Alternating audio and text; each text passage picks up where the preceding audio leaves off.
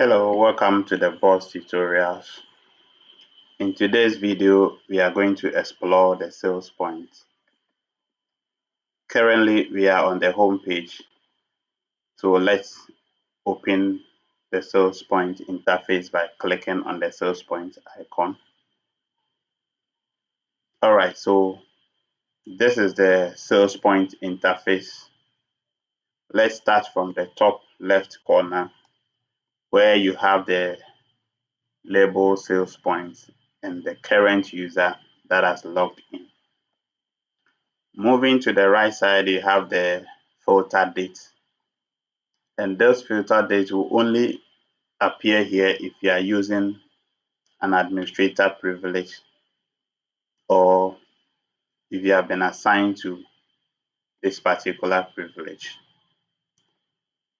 So you can use this to backdate or let's say load previous sales records.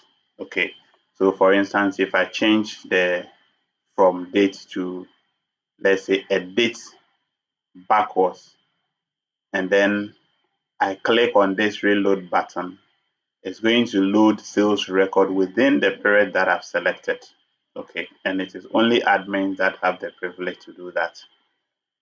Next is the close button. So when you click on this close button, it takes you off the sales interface back to the home page. We also have the end shift label or button here where when you click on it, logs you out directly without taking you through the home page. The exit button will take you off the sales interface. Okay.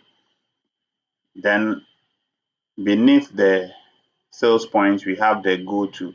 The go-to contains a list of items that are links to other areas of the software. So for instance, you have the item list here, you have the suppliers list here, we have the receive list here. And also the kind of items you see in this list depend on the kind of privilege you have or the kind of account you are using. So most of the terms will only show up if you are using the admin privilege. Okay, all right. So the next is the new invoice button. So you can see this is a fresh page and it's a new day. There is nothing on the page. No invoice has been generated yet. So usually you'll see new here. So you can only activate the invoice section by clicking on the new invoice button. So when you click on the new invoice button, an ID, a unique ID is generated to identify the invoice that you have generated. Okay, so this is the ID. And then the next is the scan code section. So this software supports barcode scanning. Okay, so you activate that aspect by clicking on this button, and then you can scan your barcode to insert items onto the invoice direct. We have this important section that is a search invoice section. So this interface is said that you can decide to generate a single invoice for each customer and print receipts for the customers.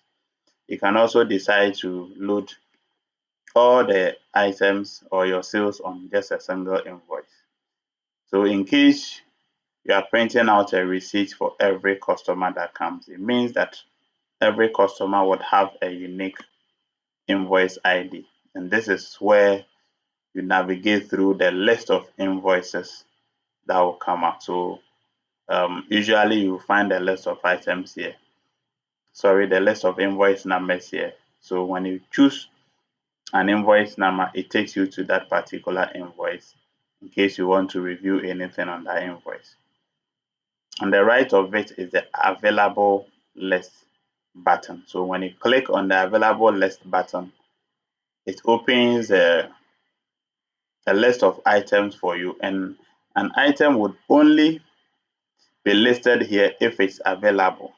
Okay, that's why we refer to it as the available list. And you can make sales using the available list by just double clicking on an item. You have a search field below it where you can search through all the list of items. When you check the bottom here, we have 1,316 items listed. So in case you want to search, you just have to search by typing the name of the item here, and it pops up. And if you want to sell it, you double click on the item. You can change the quantity here, which will affect the amount, and then you add the item to your invoice. So this is a prompt that is giving us a caution about the expiry date. When we click OK, it goes ahead and puts the item on the invoice. So this is the available list for you. Let me close it.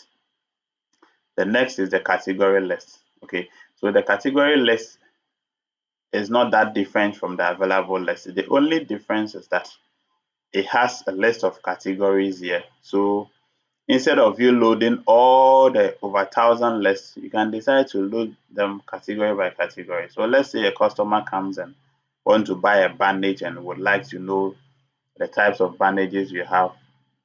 You click on the bandage, and then you see only the bandages. Okay, so you can also sell here just as we did for the available list.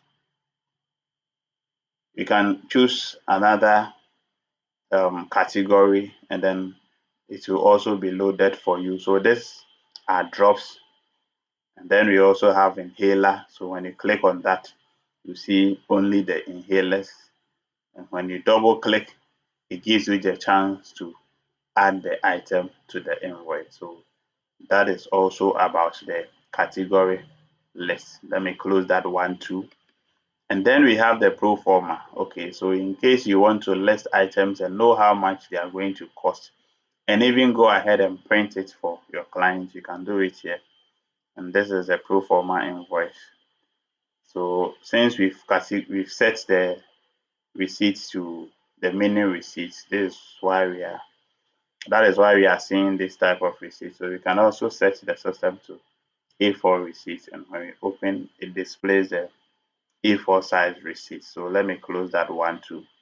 And then we also have the all input here. Now the all input would only respond if you are using an admin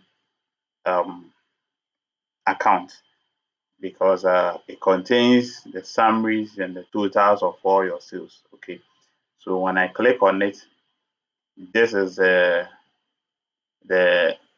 all input. It's referred to as the all input because it would have a list of every item that you have sold.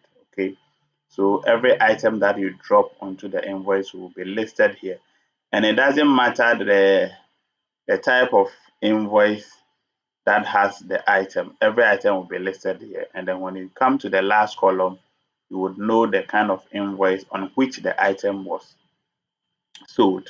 Okay, and then on the far right side of it, you have the different users that made the sales of the items that will be listed on the left side. So if you had 3 sales attendants working, the system is going to summarize the sales of each of them here. And there's a button here that you can use to view and print out the sales summary according to the users. And then below it, so you will have all the invoices that were generated and a summary of item that is on each invoice. Okay, all right, so let me close this one too. Now on our next field, we have the customer name. So usually those who will be using the system for wholesale, you may want to track your customers. So you put the name of your customer here.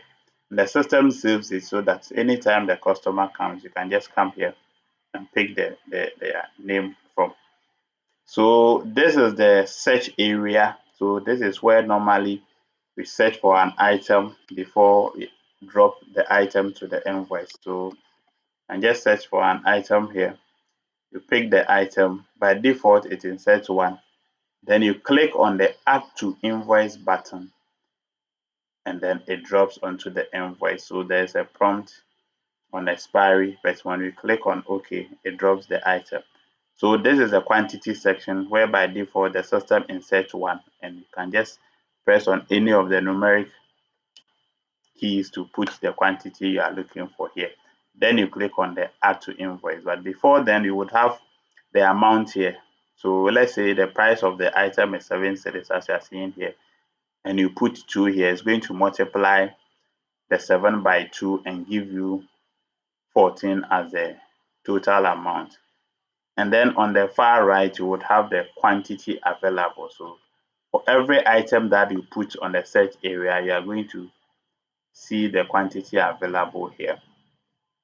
Okay, so the next is the total payable. So this is a field that will display the total amount, and it will only display the total amount when you have saved the invoice. Okay, so when you click on the button, the save button, it saves the total amount on the invoice. So if you check the bottom of the invoice, you can see that you also have 46 here, and it will begin only when the amount you have on the invoice is equal to the amount you are seeing here.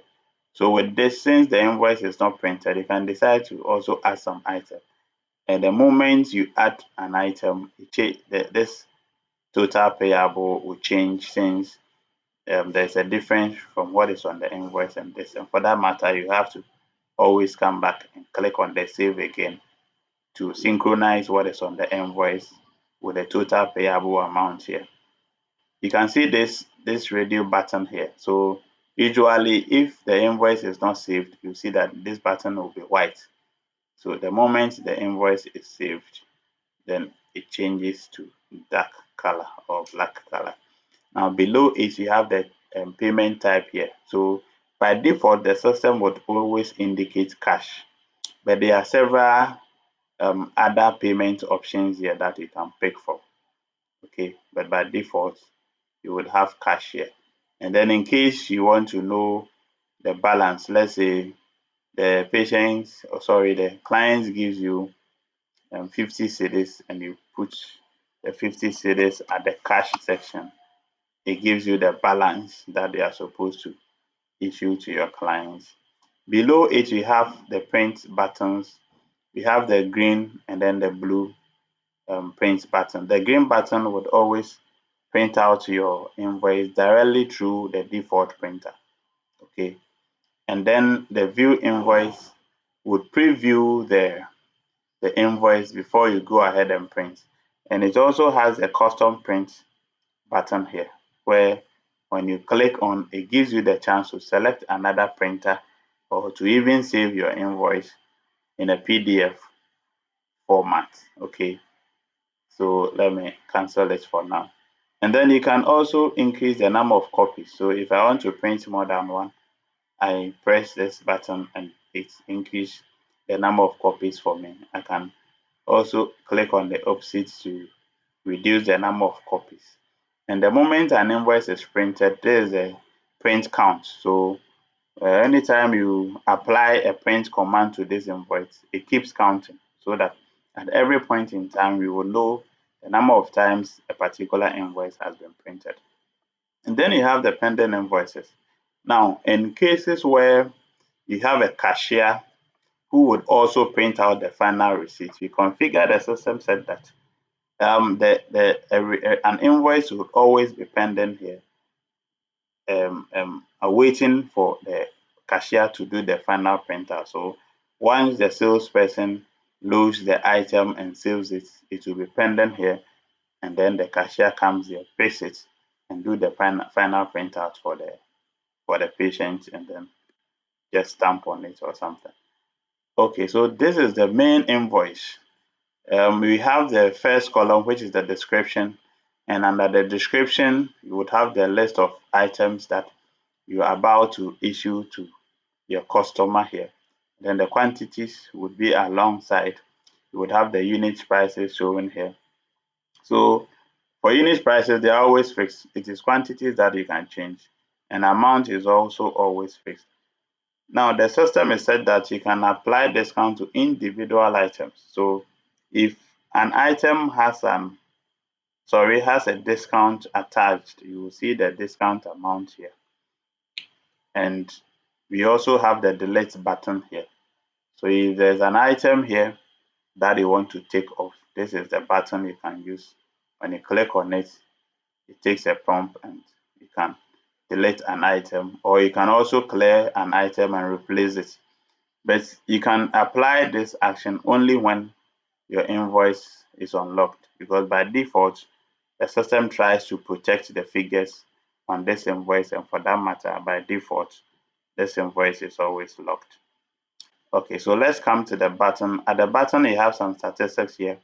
You have the total list of items on the invoice. So currently we have 3, the total amount, and then the total discount. So the discounts would only apply if you check the apply discount box here. Okay. Beside it, you have a delete invoice here, and the delete invoice button is also by privilege. So you can only see it here if the account that you are using has that privilege. So sometimes you will not see it here. And then we have the date that you are making your sales here. And then this important field, this is a very important section for the wholesalers especially. So apart from the cash sales, which is by default, we can also configure the system so that if a salesperson chooses any of this apart from the cash sales, the system tracks it here, so that if the owner of the shop or the supervisor comes, any item that was sold other than by cash would be listed there, so that you can just pick the item and then you view it. Okay, so by viewing it, this page also gives you the chance to see a person who bought the item, the list of item that was sold, the amount, and then you have the payment section here. So it said that the client can even do part payment, and the system will track the history of the payment, and at every point in time, you know how much the person has paid and how much is remaining. So this is a very nice interface. So you review it and you can at a point clear whatever is here, so that the name or the record will not be showing up in the list again. So that is done under the sales reports. But for here, you can only monitor those sales. So let me close it and then move to the final element or the final control on our interface, which is the log button. So anytime you want to make any changes on the main or the actual invoice, you first of all have to unlock the interface by clicking on the log button. And whilst it is unlocked, the background color of the button will be red, giving an indication that the invoice is not safe. Okay, so with the red background color, I can always edit what is on the invoice and save it. So the moment I do that, you see that the print button changes back to unsafe, and then you can see also that our radio button is now white. So when I click on it again, the radio button turns black, and then the view invoice would now appear, and our lock button would change from red to white background. Thank you very much for watching this video. This is the end of it. Please subscribe for more.